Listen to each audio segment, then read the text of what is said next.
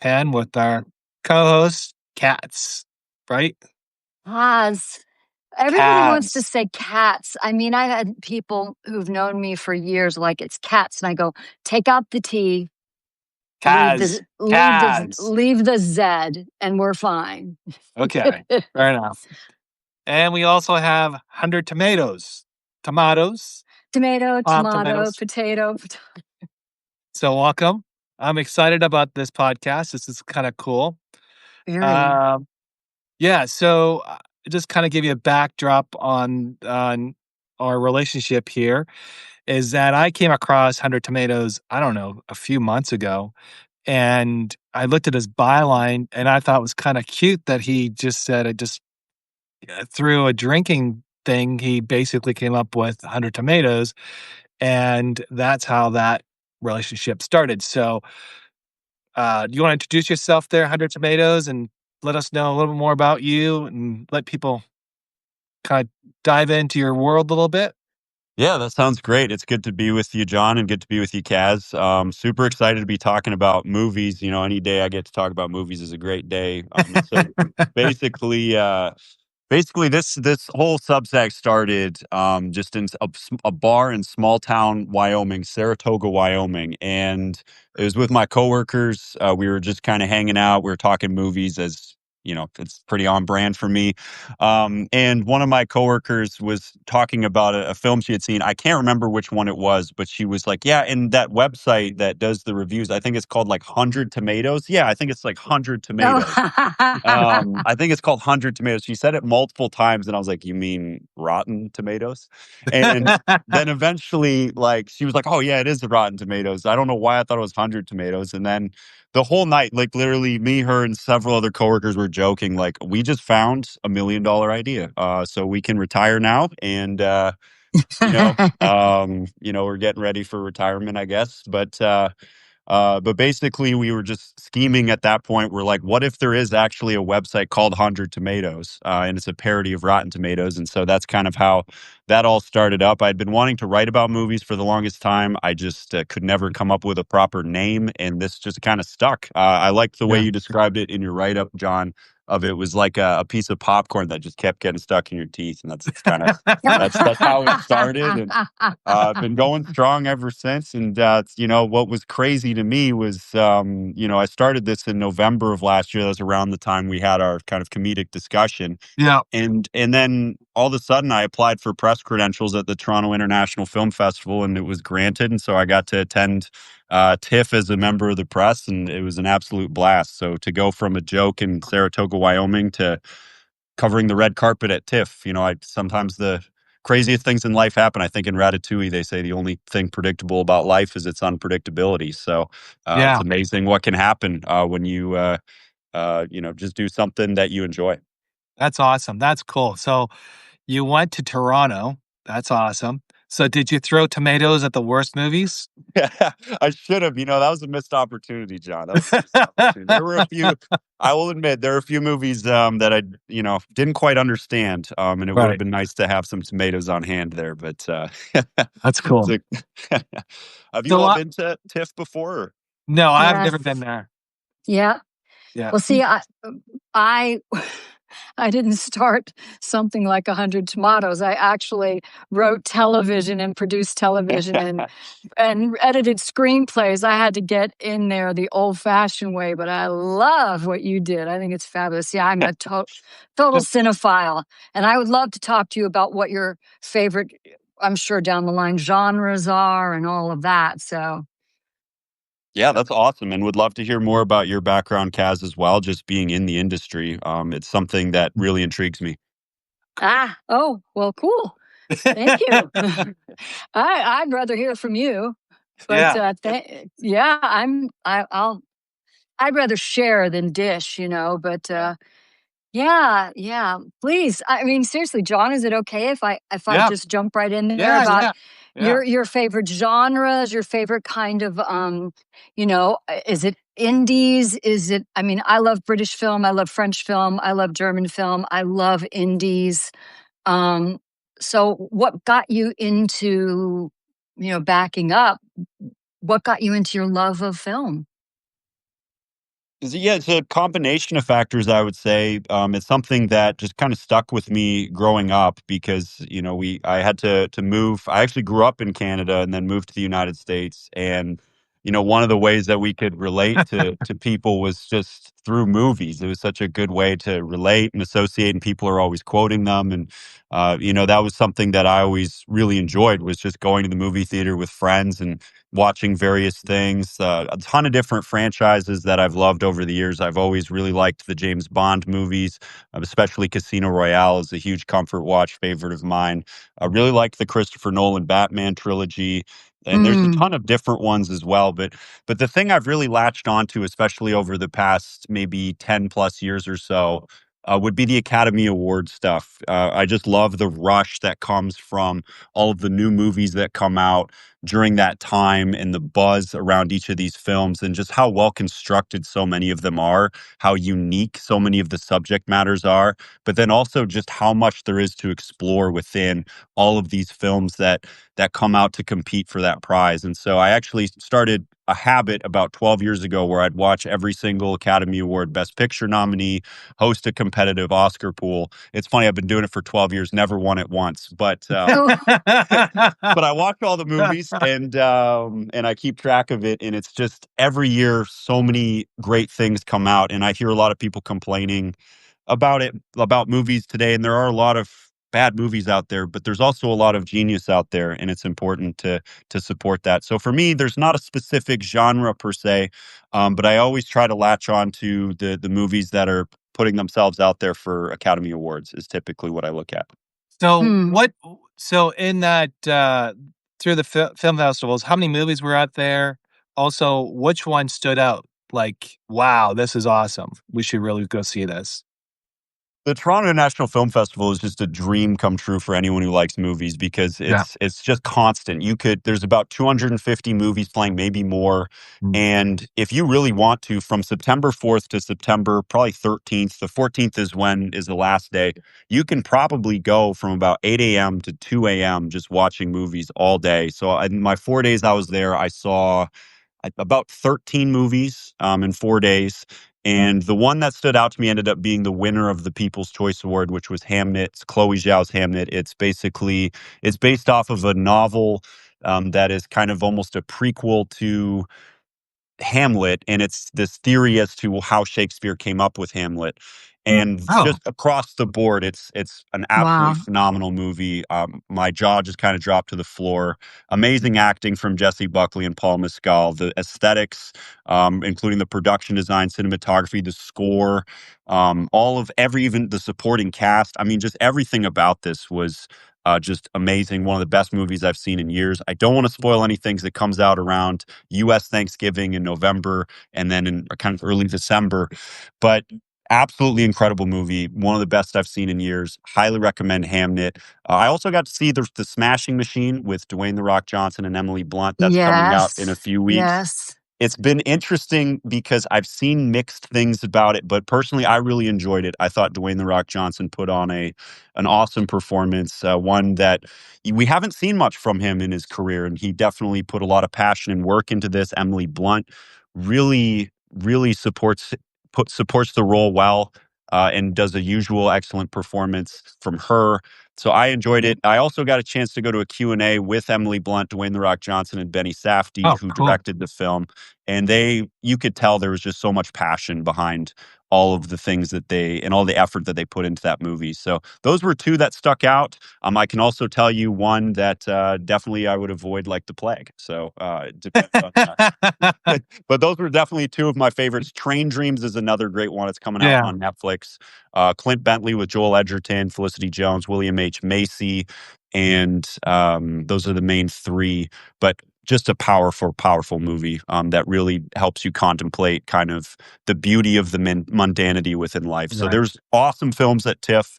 Always is. This year was no exception. This was actually my first time, but over the Oh, years I've seen it. And yeah, Smash Machine, Train Dreams, Hamnet, all three really good films I would recommend.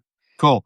So I got a quick question about, Dwayne Johnson. Now, we all saw him kinda go there's some viral videos or pictures of him, basically, um really reduced in size. He used to be really big. Now, was he like that when you saw him up there, or was he do you know what I It's mean? Was even in yeah. attendance. Yeah, it's fascinating because I mean, by regular standards, he's still in good shape. Yeah. He's still lean, he's still, muscular. But it is to your point, when you look at him previously compared to now, he has definitely dropped a lot of weight. And so he still looks Interesting. like he's in good shape, but he's a lot leaner now. For the Smashing Machine, he still was in kind of UFC fighter shape. So he doesn't Mm, look out of shape by any means in the movie, but he definitely has transformed over the years. There's been rumors circulating that it's for health reasons. I don't know if anyone knows the exact reason, but he definitely looked different, but he still is in very good shape. Yeah. So more Cool.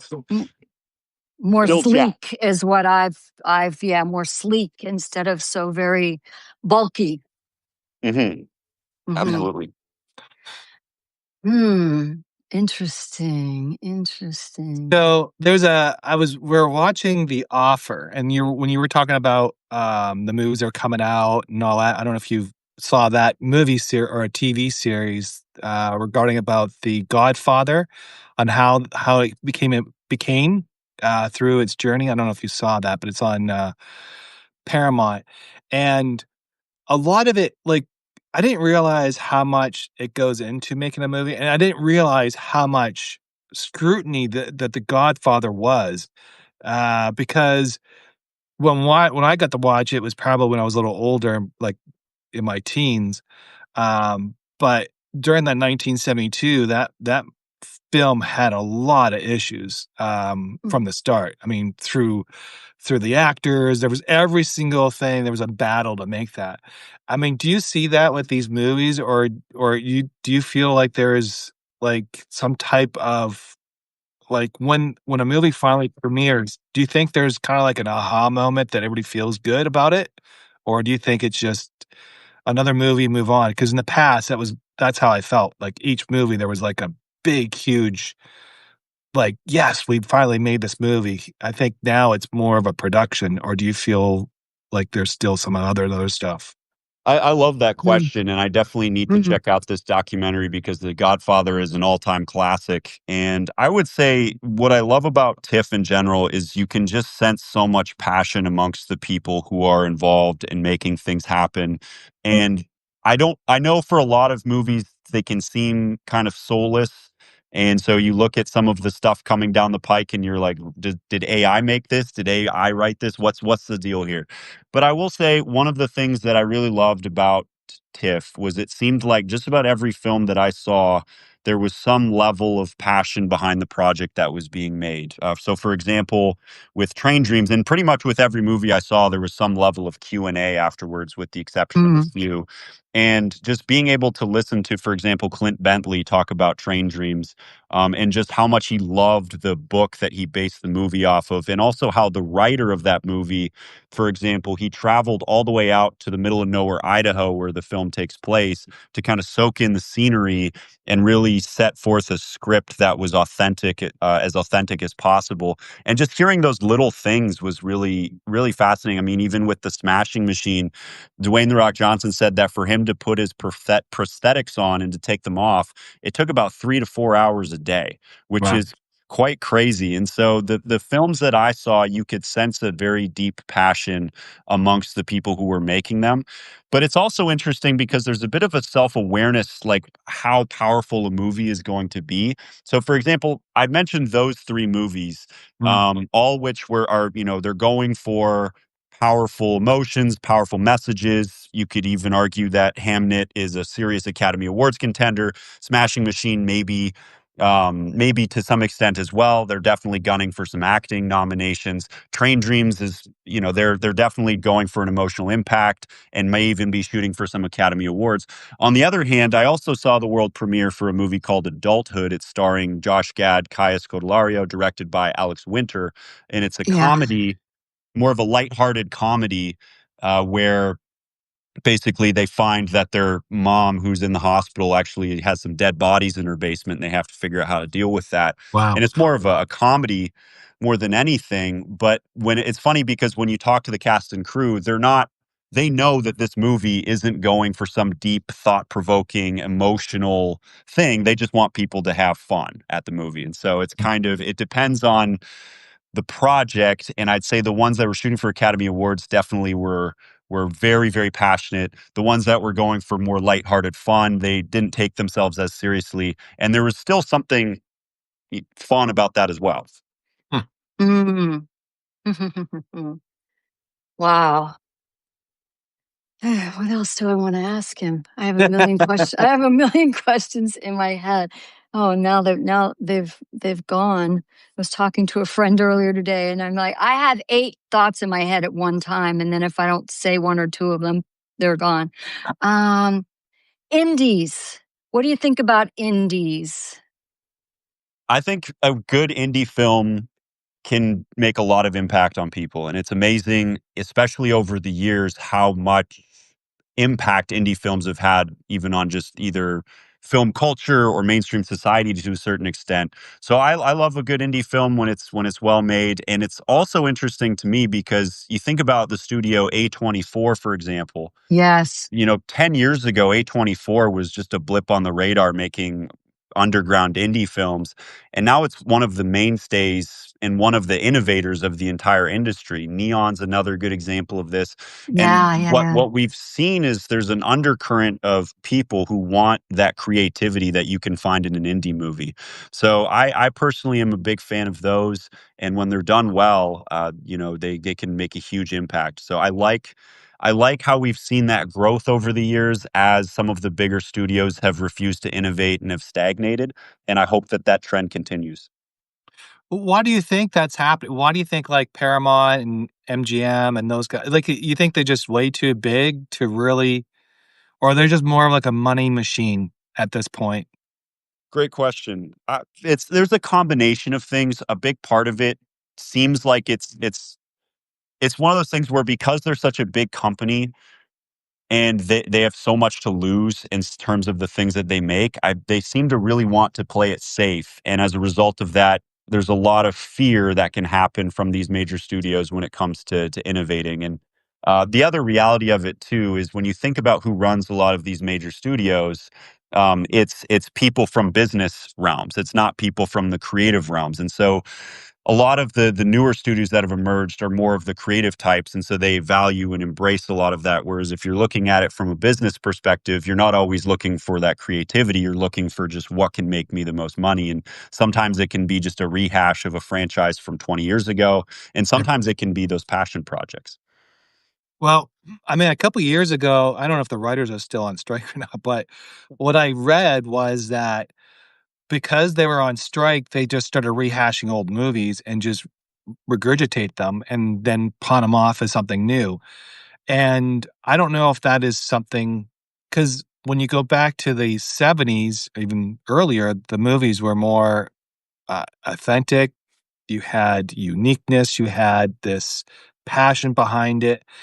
And right now, I just feel it's just flooding the zone with a bunch of movies. And I think with those big, huge studios, I think there is a formula that they follow, I believe, that, if it's cute and funny, we're gonna make money, and that's how it comes across. I mean, Yeah.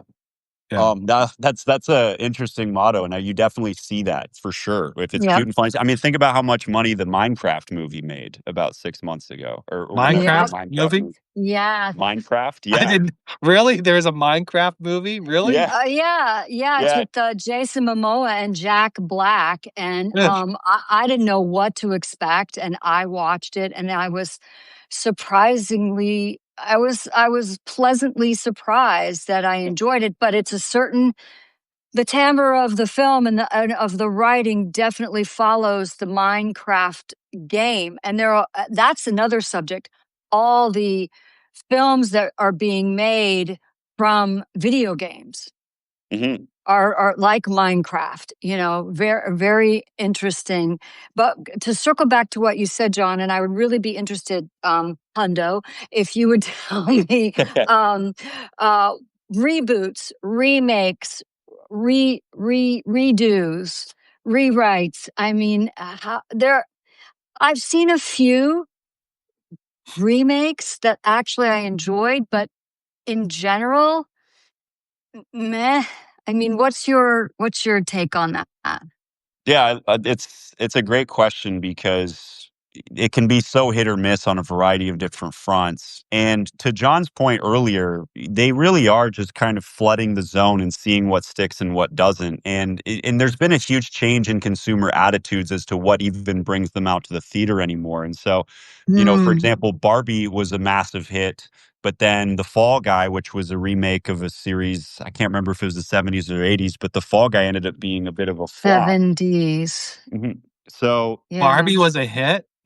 box office Huge. wise, Oh, it destroyed. It was insane. Yeah. Barbenheimer, Yeah. Barbenheimer, The Oh, the whole Barbenheimer summer. marketing. Yeah. So it's Yeah. interesting what makes it and what doesn't. And I think what studios have started to realize is they don't really know what's going to work and what's not going to work. And so they're just trying out they're basically just digging through the treasure trove of IPs and just seeing like, can we make money off of this IP? So they tried it with Minecraft, they tried it with Barbie, they've tried it with the Fall Guy. There's endless reboots and remakes. I mean, even Disney to take their cartoons and turn them into live action, you see that too. And so they're trying just about anything and everything to see what works and what doesn't. Usually, I find that it doesn't work but sometimes it does, and it surprises you what does and what doesn't. When I saw, for example, 3 years ago that Top Gun Maverick was coming out, a sequel that Oh, was, yeah. Right, I think right. that was there's what, a 40-year gap between the sequels maybe? yeah. And I was like, "Are you really?" They're like, "So you're digging up Top Gun to try and make money?" And it ended up being very good. Like, it ended up being very good. On the other hand, Gladiator 2, 20 years after the fact was a massive disappointment. And so I don't know what it is, like, Well, why that that. Yeah, go storyline ahead. that Mhm. that storyline wasn't good. It That was number thin. 2. It was It was thin. just it was thin, it was just kinda like the so, in especially in writing, you gotta like, I'm writing this book and I have to go back and add more content and build and kinda, like, build the characters and give them some kinda, like, some credibility of some sort so the readers know who they are. And I think that's what happens with a lot of movies. They just they run flat and they just don't really build the characters. They don't give them meaning. And I think that was something I forgot his name, but the guy who did Schitt's Creek, his father. He said invest time in the character. Eugene Levy. That's it. Eugene Levy. He said invest time in the character. Even though it drags out a little bit, you invest that time because then then you readers, your viewers will buy into that story because then it becomes more uh, it's more like if you look at Schitt's Creek, that's true because once you buy into that story, you don't see them as billionaires or, you just see them as normal people kind of trying to make their life work. And that's what I think that's what stories work. And I think that's the problem with some of these movies that come out. They don't build the characters at all. Well, and I completely screenplays agree. are oh, sorry, go ahead, Oh, yeah, please. no, I was just gonna say I completely agree. I would love to hear your thoughts, Kaz. No, I was just saying screenplays I always found because I edit some screenwriters' screenplays and commiserate with them. And I found it much easier to write episodic television or to write stage productions um, or music because the scope of a full length film and all the components that are needed not only to make it engaging and interesting but to keep you with them. If the exposition is too long and it takes 30-40 minutes to get into it, then you're going to lose people. Like, well, where's this going and how are these characters relating to each other and what's the arc and all of that.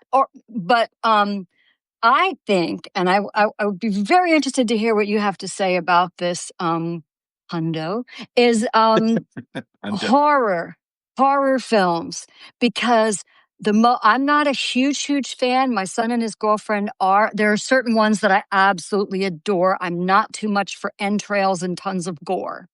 That's me. Although I have been going to Hollywood to horror nights at Universal Studios, walking through their 10 houses that That's fun. But what I've found in the most successful horror films or even horror TV series is that you're getting hammered, hammered, hammered with the music, especially how the music, I mean, you could go through without music for a scene and you're not as affected until they add that music, that or whatever, you know?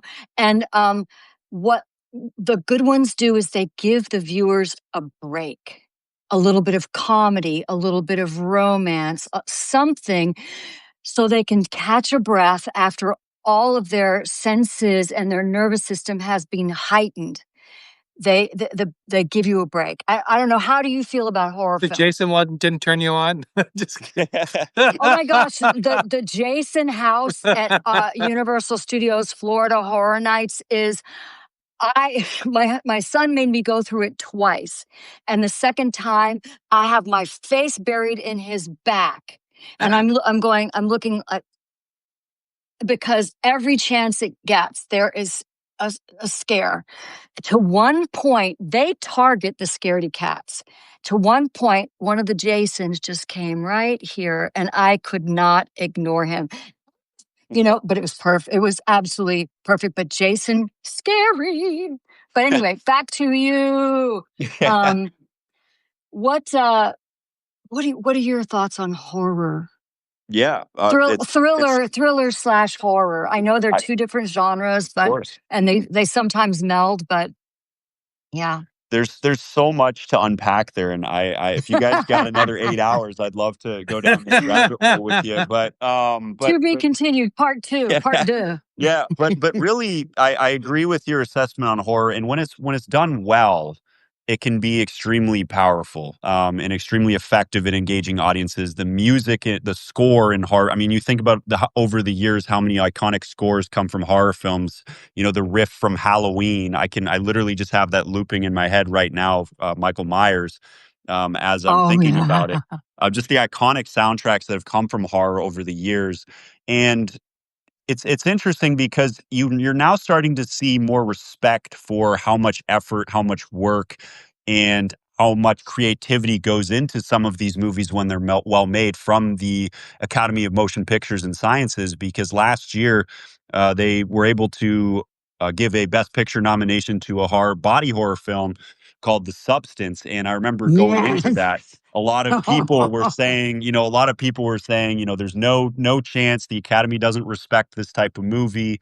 And lo and behold, it got a lot of love, a lot of recognition, was received very well at TIFF. And it's a grotesque movie. I mean, the last third of that movie was just a lot of shock value. Yep. But really, when you think about it, it was very clever in its message, in the way that it uncovers some of the body standards and beauty standards that are unrealistic and crazy that you see within Hollywood and elsewhere. That's a really good example of horror well done in my mind. But also, Get Out, from I think it Agreed. was Oh about my 8 years gosh. ago. Yeah. Get Out was extremely clever in the way that it looked at race relations, but also entertained, and was pretty creepy in certain respects. So horror films, to me, when well done, are some of the best in the business. It's just a question of if it's well done. And sometimes they can get pretty lazy. By the time you reach about Saw 6 or Saw 7, you feel like you've probably seen the same movie over and over again. So for me, the ones that are creative can be some of the best in the business, but it's just a matter of making sure that we reward those and not the Paranormal Activity 16 or the Saw 27. Terrifier. My kids love Terrifier 84. But yeah, I mean, circling back to Substance, Demi Moore won a lot of awards for that. And she really put herself on the line because she is admitted to getting plastic surgery procedures. And she really addressed that head on.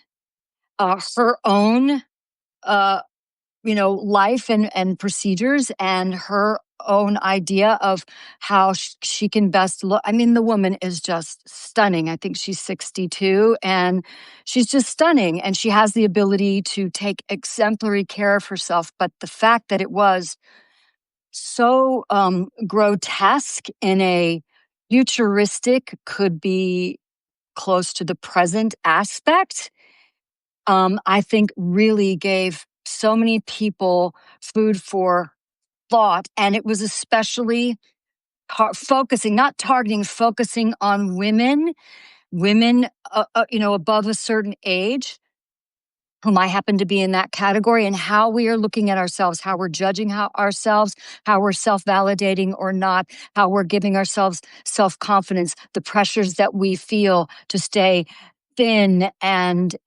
lineless and not no gray hair and all of these things, because that is external pressure that says you are valuable and you're worthy if you continue to look like this. But I mean, let's get real. I don't care how many facelifts a woman gets, how much Botox she gets, how much filler she gets.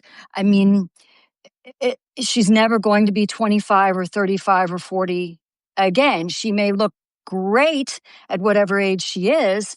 And that's what the substance did. I really applaud that film, and people said that she was brave, but I knew she was a good actor, but she had been maligned for a really long time of being just, one of the brat pack, and she'd done so much more than just in the brat pack. And yeah, for horror thriller, I think that's a really good example.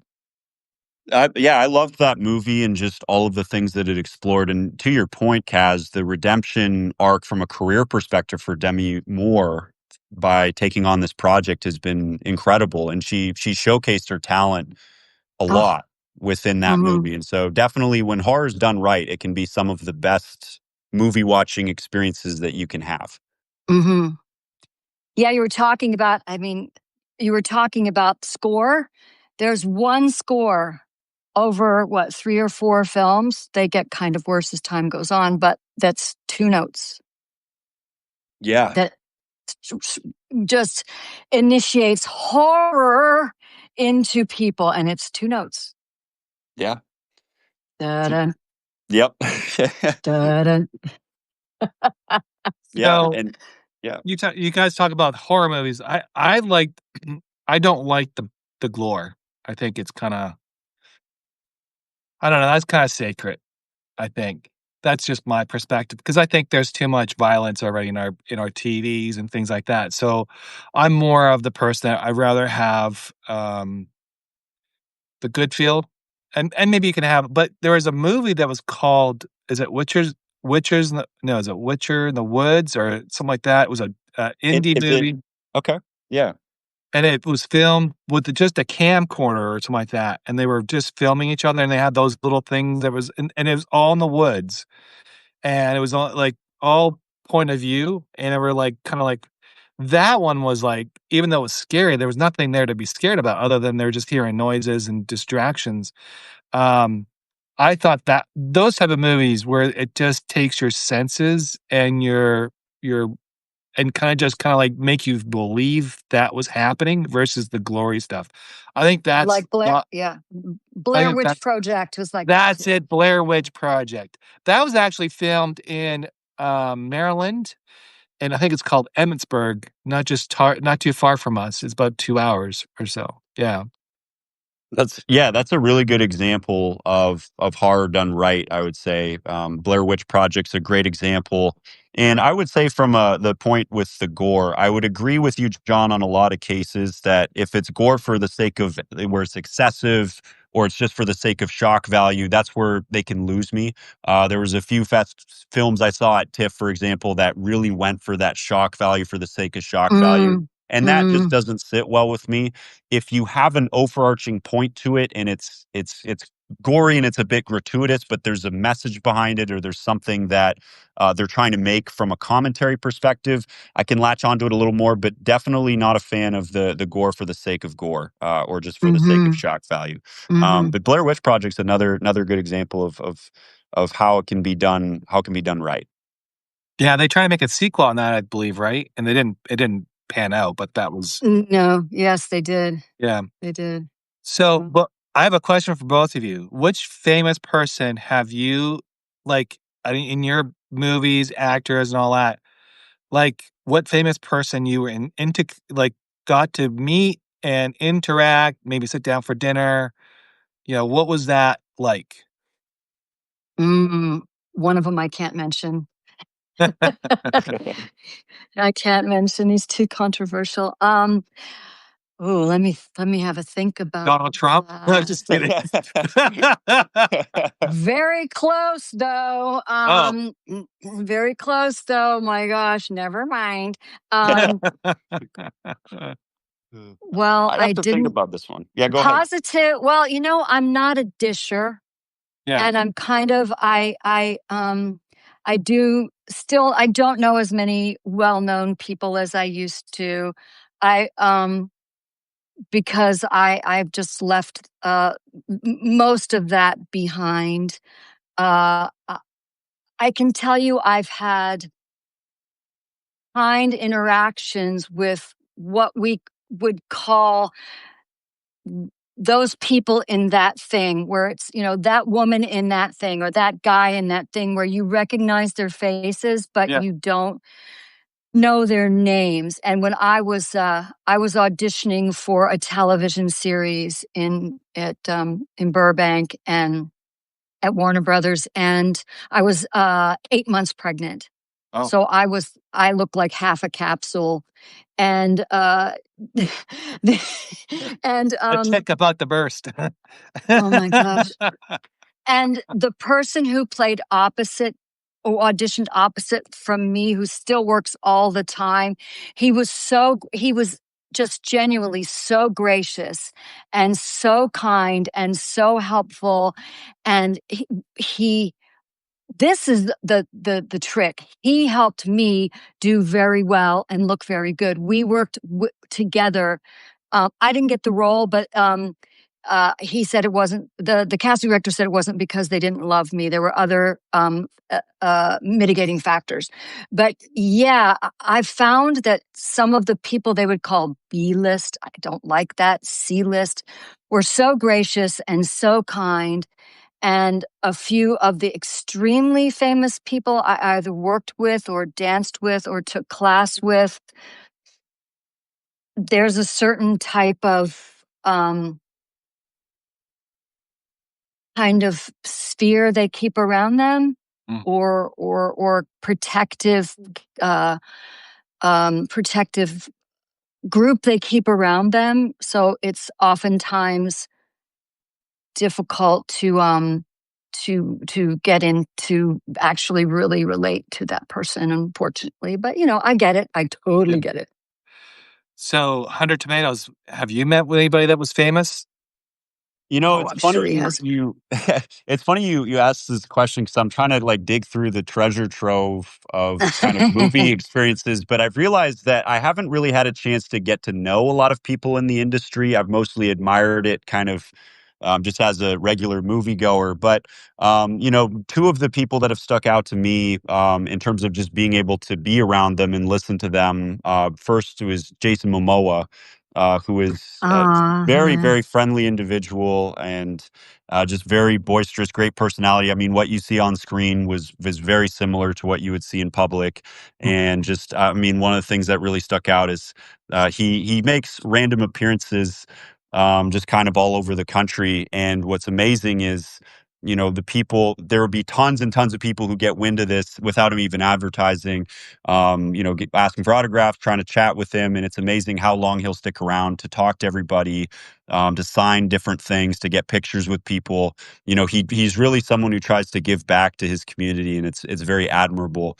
So he's someone who I've definitely admired, just not from an acting perspective, but from an individual perspective. Would love to see him take on some more, serious roles or something similar to what Dwayne Rock Johnson did. Because I think as of now, it's Aquaman, and I want to say maybe one or two other projects.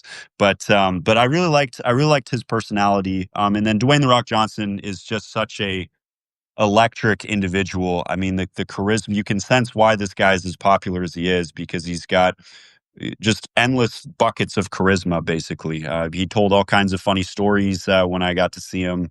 And the big thing that really hit home with me that was interesting was he actually grew up in Canada a little bit. His dad was Canadian, or his dad's Canadian. He Yeah. played for the Calgary Stampeders for a little bit, the Canadian Football League.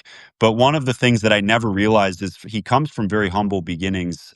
He grew up in a trailer park. He started up a studio called $7 Production because after he got cut from the Calgary Stampeders, he went home to his family and he checked his wallet and all he had was $7 Canadian. And so $7 Production was kind of Uh, the name that came oh, there. So he's just a great storyteller. So those are probably my two favorites. Would be Jason Momoa and Dwayne the Rock Johnson.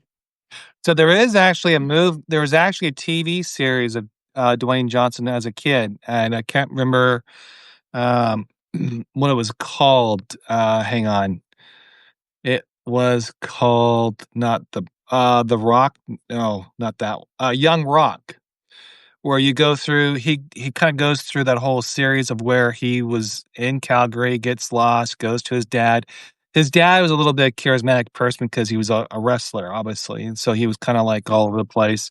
His mother was more of this his grandmother had a lot of influence in his life, which is kinda you could see where he was getting those values from those type of people. So, yeah, that's cool. So I got a question about, so now we're doing you're on Substack, right? You're doing are you doing reviews on there, or are you doing like a movie review? How is that going about, and how is it working for you? So I have a few different things. I kind of just whatever comes to mind is what I work on. And so starting out, I wanted it to be about the Academy Awards season. So if you kind of go back to the beginning of the Substack, it's mostly reviews on Academy Award contenders. So I cover Anora, Conclave, The Substance, oh, A Complete Unknown, all of the big contenders from last year. Almost all of the nominees I was able to get reviews out for. I think there were two that I wasn't able to get reviews out. But then Academy Award season ended, and I was like, I don't know what to do. So basically, I just decided to go down a trip down memory lane, and I looked at the top 10 highest grossing films of the 2000s and just decided to go down the list and see if they still stood the test of time. So Mm, some of those included Shrek 2 was number 10, Avatar was number 1, which I actually forgot Avatar existed until I looked at the list, but I'm wow. glad uh, I revisited that one. So you had Shrek 2, Avatar, there were 3 Harry Potter films, 2 Pirates of the Caribbean films, and also Lord of the Rings, The Two Towers, Lord of the Rings, Return of the King. And just somehow throughout my whole life of watching movies, I had actually never seen the Lord of the Rings trilogy before. So I got to experience that for the first oh, time a few months ago. It was phenomenal. But I basically did a trip down memory lane for a little bit, and then was just kind of standing by and waiting until the Academy Awards season started up. And mm, usually, what I'll do is Academy Awards season, it will be current movies and just possible contenders. And then during the off season, I will go down some trip down memory lane. It's been requested that I view every Star Wars film and rank them from worst to best. So that might be coming down the pike mm. after Academy Awards season this year. But definitely just trying to figure out, that balance between being able to talk about all of the new films coming out, but also being able to take some trips down memory lane sometimes. That is fantastic. And that's some of the examples of big blockbuster films that come in a series that are just, even if you say my favorite to my worst in the Harry Potter series, even the worst is a good film. There may be some holes or there may be some inconsistencies, but for me, I'm a huge Harry Potter fan. Huge, huge, huge. And but yes, Lord of the Rings, and even some people really love all of the Matrix. I love the first. I think that was the first one and the second one for sure. I've seen them all. It's Keanu Reeves. I mean, come on, really.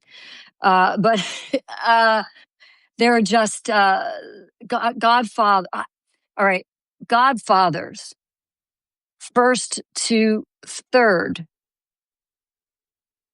Yeah. What do you think?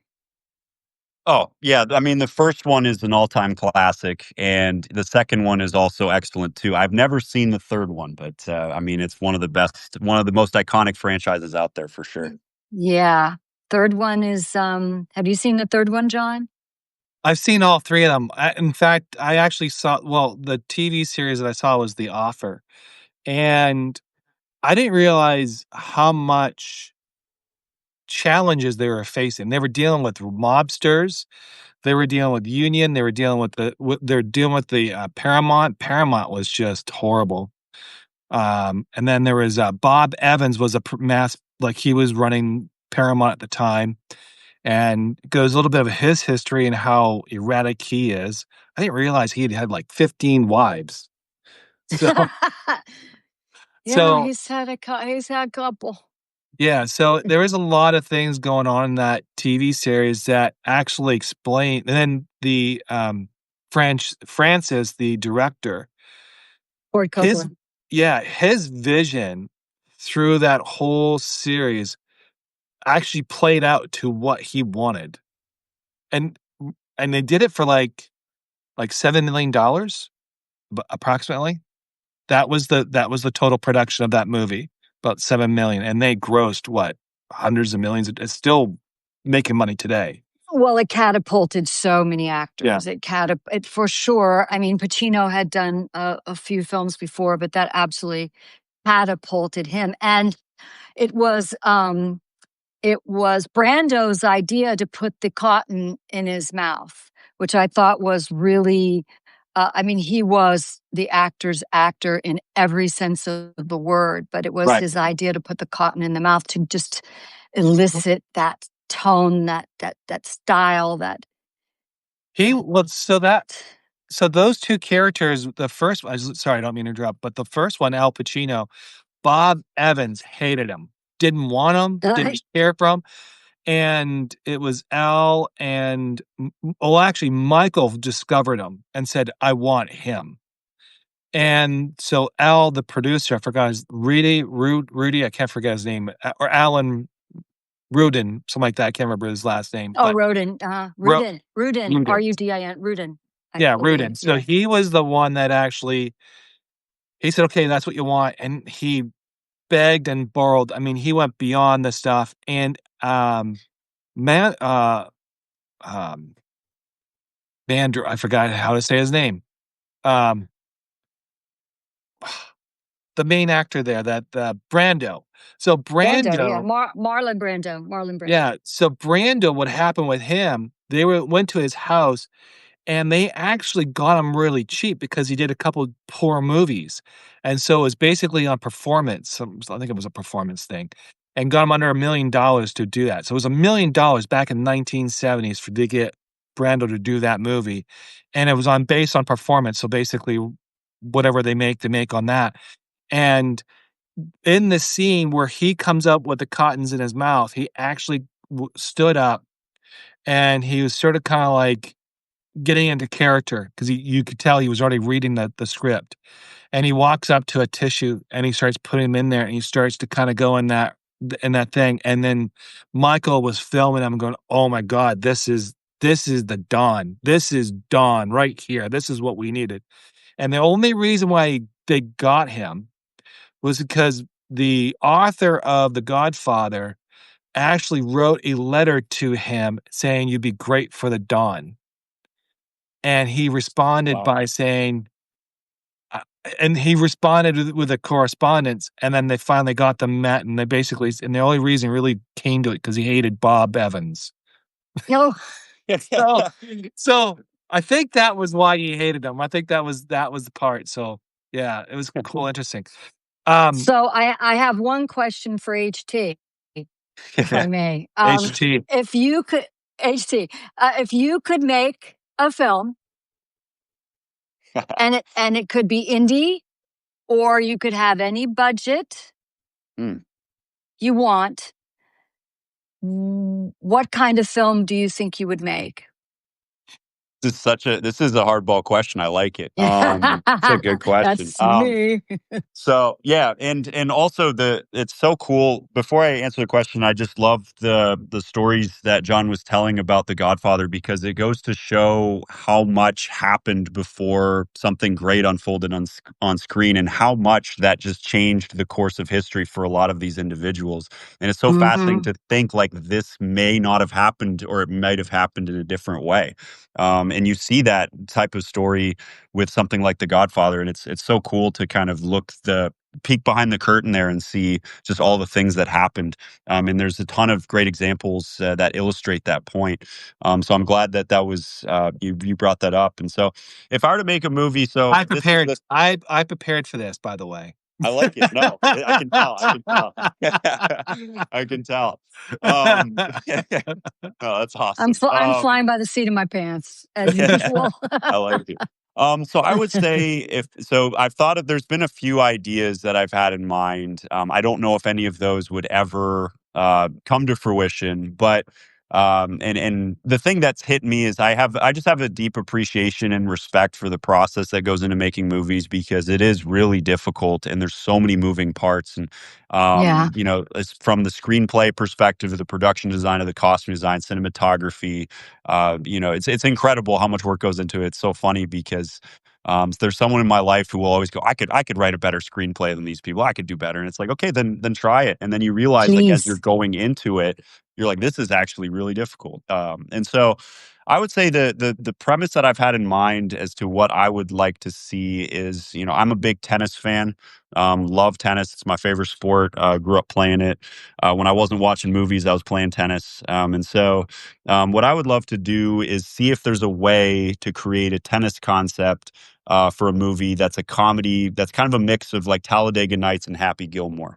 And just kind of see if there's a way that you can kind of bring a few of those comedies to life. There was a player on tour a few years ago who broke into the top 40. His name's JJ Wolf. It literally sounds like something straight out of a movie. And he had a A mullet and movie. he looked like just like a Happy Gilmore type personality. And so I'd probably base No, it Joe around. Dirt. It sounds like you look like Joe Dirt. Yeah, it definitely felt like that. So I feel like that's kind of the idea that's floated around in my head. Whether it ever come to fruition, you never know. But that's definitely the idea that I would have. And I'm curious what you all would do.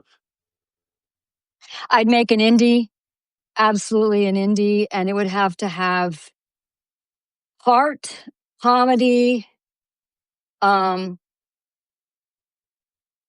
well thought out interaction and dialogue between the characters.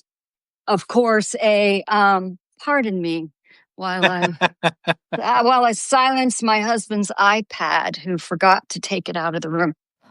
You know, uh, life, right? I it would have to. I love to laugh. I think laughter is the cliche says the best medicine. Laughter will get me out of my funk all the time. That and a heart. So I will laugh to cry. A heartwarming story that gives a message, has great dialogue and interaction between the characters, humor. I could write yours with you, HT, and we would just because that kind of sounds up my alley. And he could still, I mean, Happy Gilmore had heart, Yeah. Talladega Nights. I mean, yeah, yeah, Be a fun project for sure. It'd be a fun yeah, project. I'll see if I yeah. can craft something and see if we can make something happen. It'd be pretty cool. That would be fun. That would be fun. So for me, I don't know. I think I if I'm gonna write a script, it'll probably be more what I've been writing already, more Mm. inspirational stuff like development, personal development, more of an insight of life and how we can be better people. So that'd be more of what I'd be doing. So I know that sounds boring compared to you Not guys. at all. No, come on. There are some great. I mean, I think about something like the film. I don't know, HT, if either of you have seen it, but like Water for Chocolate, which was a film done in Mexico, and to U.S. audiences or North American audiences. The actors aren't really recognizable.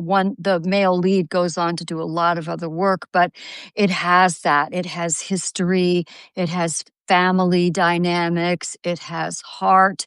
It has a sad but very romantic ending. It has a message.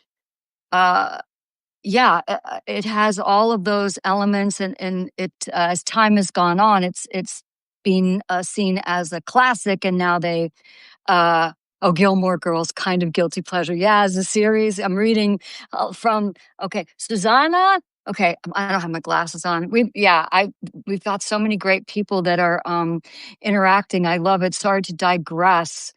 But do you mind if I shout out Yeah, for the Go three for of it. us, I love doing this because I really appreciate every single they can person ask that questions shows up. too, by the way, so we Yeah, can. Yeah, Margaret Williams, my friend Rob Dawson, Bill Cusano, uh, um, Simone Darby, Amanda, Pedro, Pedro Reeds. Hello, Pedro.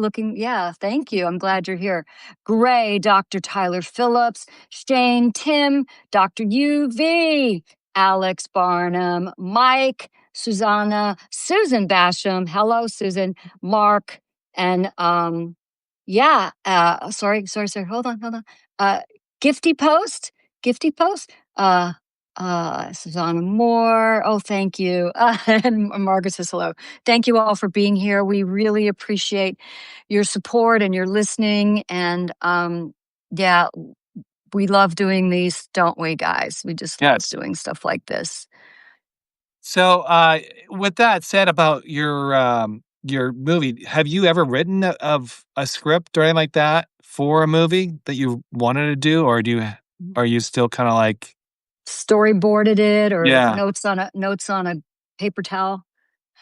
I've always had ideas float through in my head, and maybe occasionally I'll write up a scene, but I can never quite get the whole picture painted. And so I think this kind of gives me some motivation to give it a shot. And I know the two of you are excellent writers. I've had a chance to, check out some of your content, and obviously, John, the Aw, the spotlight piece that you had for me was phenomenal. well, I thank you. could not, yeah. So I mean, so if I have stuff that is intriguing, or I think could be intriguing, I'd be happy to send that along to you all, because I think the issue that I run into is, and this is the reason why I just do reviews as opposed to trying to make something, is because I find that I can write in my voice, but I find once I try mm, to figure out other people's voices, that's where I start to struggle a little bit. And Mm. so my fear is I put together a screenplay and every character just sounds the exact same. And so until I can figure that out, I feel like that's where I'll end up continuing to sputter. But it's definitely something that would be fun to get out of my comfort zone a little bit. Quick shout out. There was a Substacker, I think her name is Praki Hota. She approached me recently. She's doing a documentary out in Nepal. And so oh, she has that wow. coming out sometime next year. So that's going to be really exciting. And then Cool. there's another individual I've been collaborating with, Lady Liberty, and she's asked me to do some movie reviews. There's one, The Birdcage is one we did recently. And so, just a lot of phenomenal people out in this community. And if there's enough motivation there, then maybe I'll try to complete one of these projects one of these days. The birdcage, the Robin Williams, Nathan Lane birdcage. Yeah, yeah. Oh, did you see it yet? Yeah, so that was that one you can find on Lady Liberty's Substack page. So that was I watched that a few months ago, and I didn't know what to expect because I'd never even heard of it before. What? And I How old are Oh, you? I know. Wait, you're just a young person? I guess, yeah, I don't know. It must be the small town Wyoming. It just never reached there. Wow. But Well, Well, yeah, no, do you it's have Blockbusters still there? no, they're gone. everything gets there by Morse code. So I was going to say Well, Mule Train, but no, if you've seen the birdcage, then you need to see Priscilla, Queen of the Desert. okay, I'll have to put that on the list for sure. But That's the next one. Same genre, but takes place in Australia, outback. Excellent. Okay. Yeah, Yep, I checked yep. that out for the first time a few months ago, and I was very pleasantly surprised. I enjoyed it quite a bit, and Nathan Lane and Robin Williams are excellent at their craft. And the other thing that stuck Oh, out to me was the director of photography is Emmanuel Lubezki, who won back to back to back best cinematographies at the Oscars not too long ago. So it was a really star-studded group of people involved with that production yep. that I didn't even realize was the case. So I thoroughly enjoyed it. I mean, who was it? Gene Hackman, who we recently lost. He was in it. He was the mayor. Diane Wiest, and on and on and on and on. We're thinking about The Godfather, James Caan, who we also lost pretty recently. I mean, and that was not a typical Hackman film, because he did so many films in the 60s and 70s and then took a chance with that film, although the character he played is similar to other characters he'd played before, but in the genre, it seemed to be a departure for him, but he was really suited for that role. Oh, definitely. Yeah, Gene Hackman was also put on another really great aspect of that film as well. So, very underrated movie. I was pleasantly surprised. I enjoyed it quite a bit. Geez, my head is now being flooded with films. Have you seen The Juror? Have you seen, you know, there? Have you seen Personal Services? One of Julie Walters' early films where she plays a madam. I saw that in the late 80s, early 90s. A German friend of mine said, "Oh, I want to show you this film." And it's a tour de force for Julie Walters. Julie Walters, it really is. Who was the mum to the Weasley mum in Oh yeah. all the Okay. Harry Potters. Yeah. Excellent. No, you're giving me a ton of great recommendations because I don't think I've seen any of those. The Juror sounds familiar though. It's hit me that so many of my movies I've watched have been like 2000s onwards, and maybe one of the things I can do Uh, in the off season is go down a trip down memory lane pre yeah, 2000. John Cusack and Rachel Weisz. I mean, two very very talented And Gene individuals, Hackman. And and Gene Gene Hackman Hackman. again. Yeah, Oh, Dustin Hoffman. and also very very talented. I mean, just that's a star-studded cast right there. So I'm definitely gonna have to put that one on my list. Mm. Yeah. So as a true journalism, I have to ask these questions. So I need to so be they're going to be questions, so they might be hard for you to answer. So the first one I need to know, is it tomato or tomato? We were saying 100 tomatoes, so that's Tomatoes. Okay. that's what we did. Well, Yeah, Okay. I don't know if that's the they're in the American States. aspect or what, Yeah, he's but in the yeah. States. Yes, yes, yes. But Okay. yeah, I she just called can't it 100 pronounce it that tomatoes, like and we just took it and ran with it. So that no, was I say tomatoes, and I can't even try to say it the other way. I say a few words that in it, I try to say it in the way they pronounce it in the States, and it sounds like an idiot. we can always just call the whole thing off too. I'm good with that. So So I think I have sorry. another serious question here.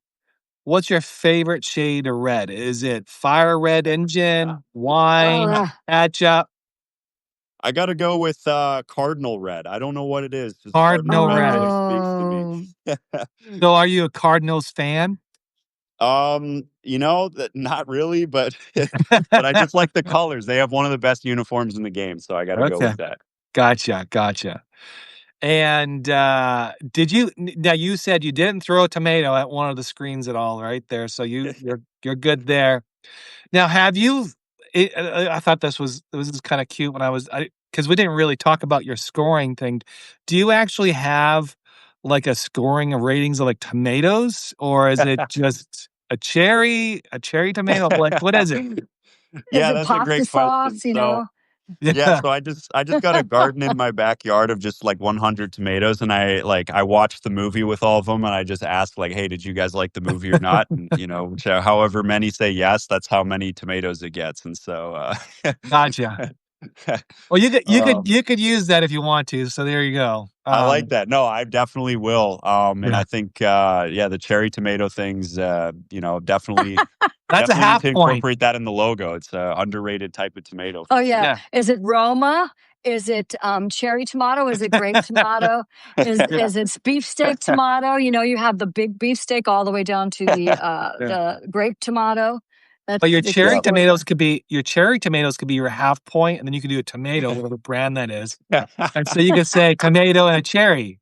You know? I like that. And it's so funny because I remember when we were conceptualizing this, we were joking like, okay, we're going to give this 30 grape tomatoes and 20 cherry tomatoes. And I never could quite figure out how to put it like into paper, but I feel like it would be something fun to try for some of the reviews that I do is just figuring out, you know, how I can get a little bit more creative with the scoring process. Yeah. So think through the different tomatoes and how that can play in to There you the go. score. There I you like go. The Godfather has to be scored with Italian Roma tomatoes. I'm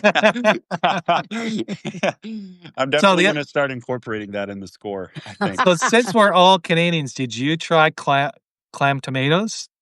I don't know if I ever have. Wow. Next time I'm back, I'm going to have to try it. Yeah. Or drink what is it? It's clamatos. Yeah. Okay. Well, it's a Bloody Mary, but it's made with clamato juice, and they call it. I forgot. I haven't been home for years. It's a Bloody Mary, but it's made with clamato. Wow. No, you could do it with beer too. You could do half and half. Clamato juice and beer. That sounds repulsive. That just sounds repulsive. That was a hangover drink. I thought that was Worcestershire. No. It was actually clamato juice. I don't know if it's like a quarter. I don't know. But that's what they did. They did the cheapest beer and yeah, that didn't taste good. I didn't. Or clamato and Worcestershire and vodka. Yeah. Hangover gone. Yeah. Now, are you protesting against sauce, or do you like sauce? I'm a big sauce person, so I didn't even know there was a protest against it. I'm creating some controversial issues here between you and I. Tomato so I can write about it. Tomato sauce, yeah, Alfredo or any. Okay, it has to include. You don't call it gravy, okay. Do you? Do you call it gravy? Like, I mean, tomato sauce.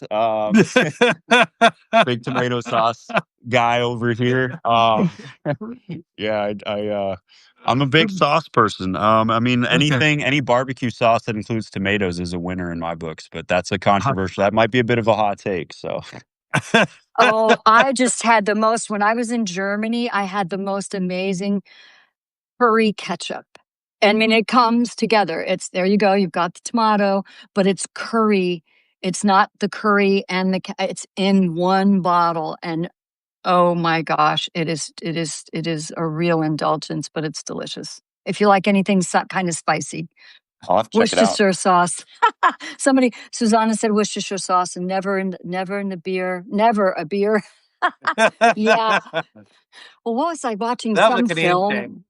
That is a Canadian thing. Well, there's also another one where what do you drop in a beer?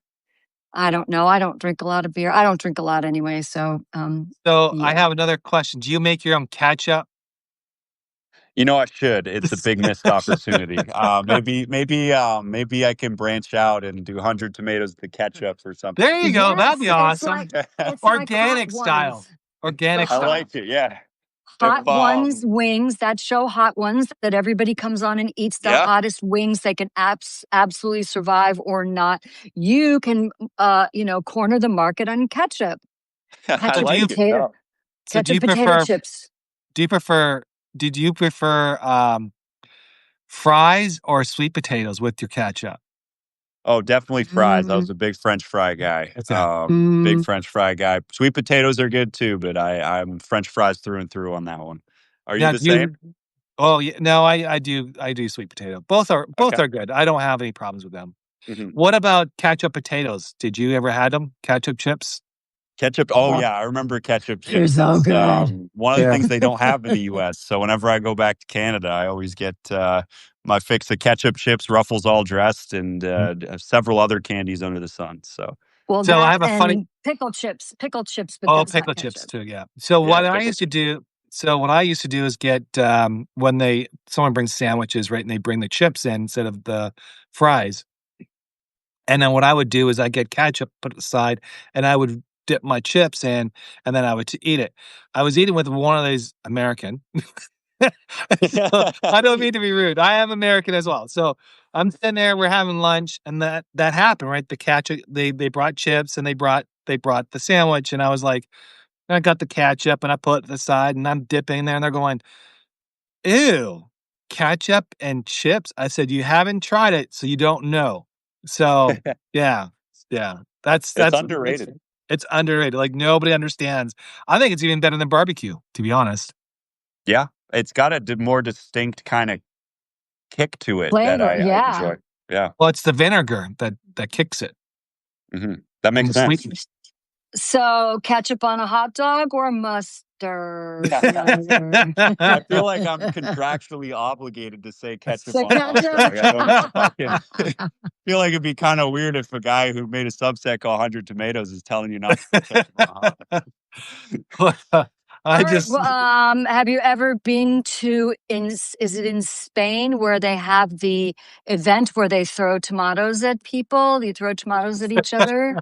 I'm gonna have to. That's a bucket list item of mine for sure.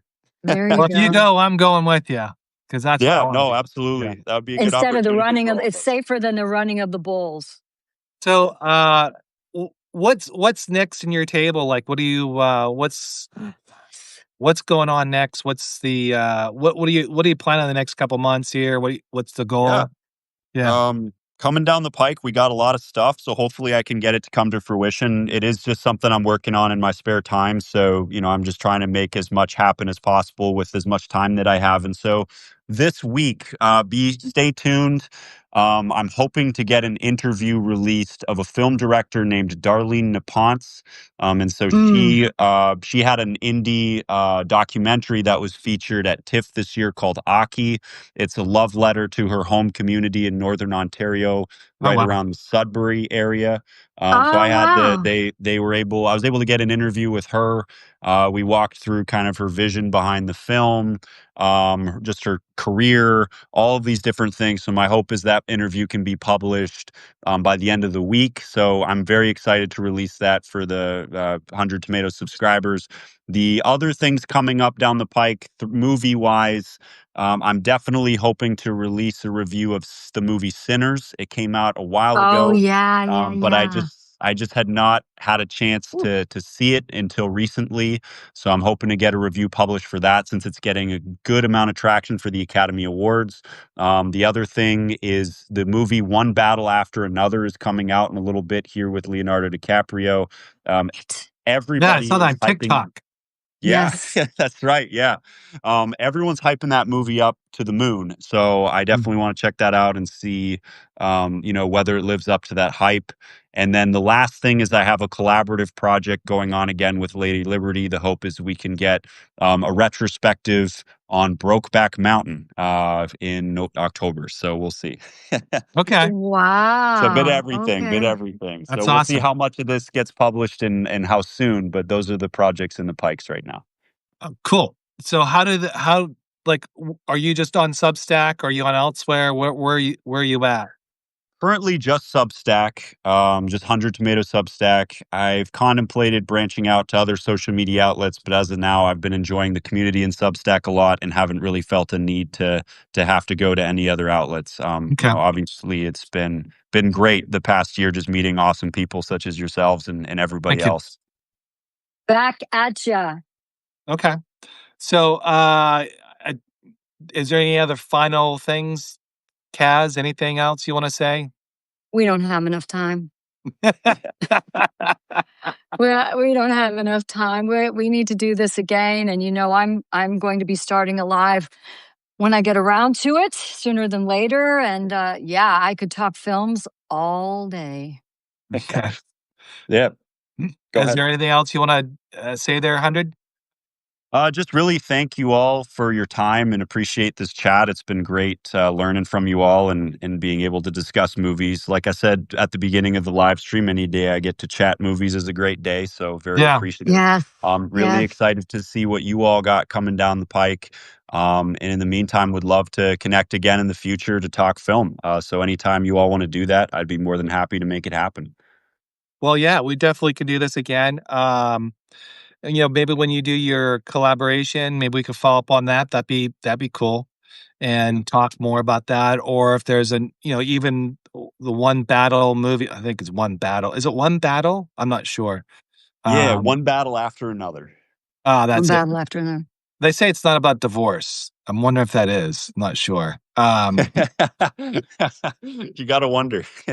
Yeah. So what I'm going to say, hey, thank you for joining us. Kat's pleasure. Thank you for being a co-host. I appreciate that. 100 Tomatoes, man. I was really funny when I first read your story, your head byline. That really cracked me up. So thank you.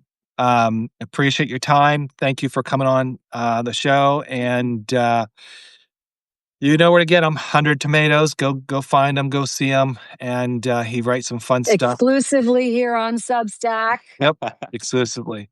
And in the meantime, I want to say thank you, everybody, for joining. Appreciate your time and have a great day today. Thank you. Yeah. Thank you, everybody. Bye. Thanks. See ya.